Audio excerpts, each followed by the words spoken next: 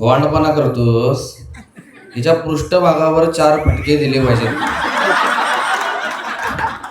वय किती तुझं? 5वीला म्हणलं 11 वर्ष.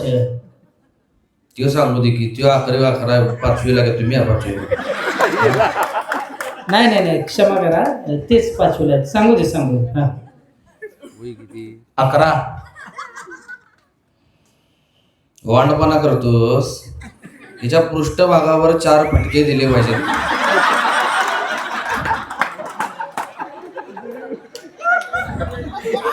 या आईला कडू औषध घालायला सांगा, कडू औषध. त्याशिवाय हे पोरगं वटणीवर येणार नाही. काय पाहिजे तुला? माझ्याकडून काय पाहिजे?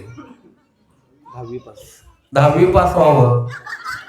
अरे आता आईच 5वीला, पुढचा विचार कशाला? आता पास हो पहिला. बरं महाराज, आता डोक्यावर हात ठेवा आणि चांगला आशीर्वाद द्या जरा इथून पुढच्या आयुष्यासाठी. कुठं आहे डोकं तिचं?